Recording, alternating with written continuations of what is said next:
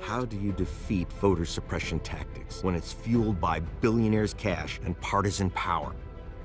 The same way the Voting Rights Act was first won 50 years ago. One side literally had everything. They had all of the laws and lawmen, they had all of the guns, they had all of the banks and money, and the other side didn't have anything. But yet we took marching feet, we took singing songs, and we took praying prayer and was able to forge a great victory. The Voting Rights Act was won here on this bridge over the Alabama River when Reverend Martin Luther King came to the town of Selma, Alabama. And so I marched the last leg of the Selma to Montgomery March with about 35,000 other people. And what I remember so graphically was Dr. King saying, how long? And eventually the crowd was saying, not long. They introduced Dr. Martin Luther King Jr. Everybody got quiet, and he was telling our parents how it was time for them to get the right to vote.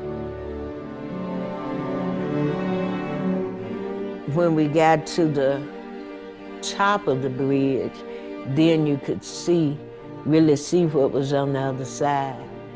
And there were white people sitting on their cars with their Confederate flags and their banners, Die Nigger and Go Home Coon. I heard these pops, pop, pop, pop. This gas came, and with this gas, you couldn't breathe, you couldn't see. I ran into this big old thing of tear gas, and he was running behind me with the billy club kind of thing. When I woke up, they had me on a stretcher, putting me in the back of a hearse. I just jumped up, and before anybody could catch me, I was heading back across that bridge. Judy was older than me, so if I was 11, she had to be like 12, maybe going on 13, I think. And she starts walking.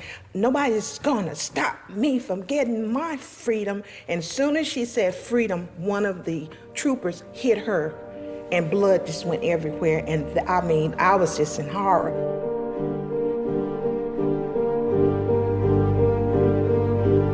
Different people in the group would just strike out and start singing, and then others would join in. Deep in my heart, I do believe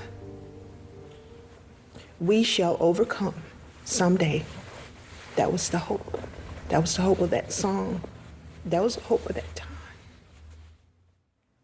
We shall overcome. We shall overcome. We shall overcome someday.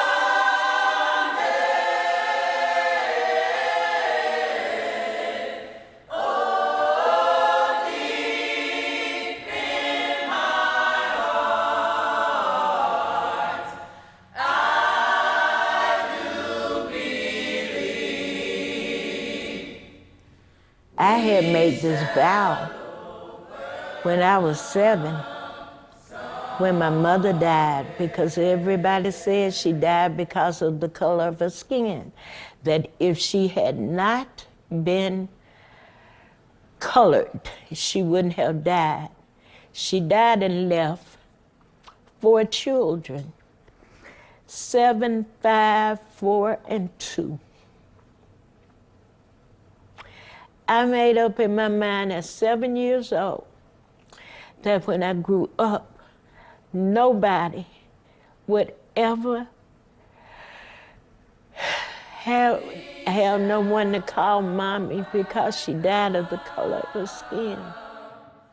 We shall overcome someday. I wanted to do whatever it took for our parents to get the right to vote, because getting the right to vote was the first step.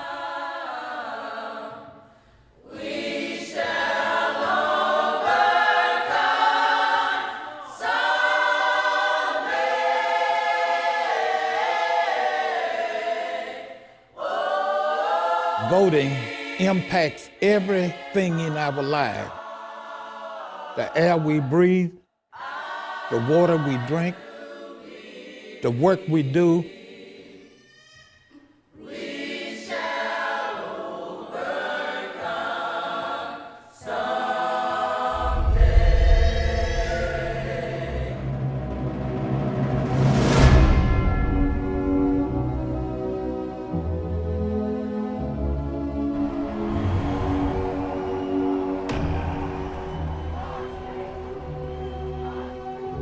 And the last thing in the world America needs today is for someone to take their right to vote away.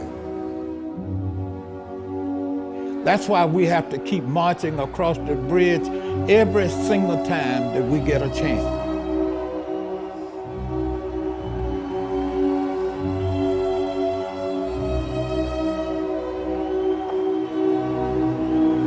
The right to vote is always going to be under attack, because when we march, we go forward. When we stop marching, we go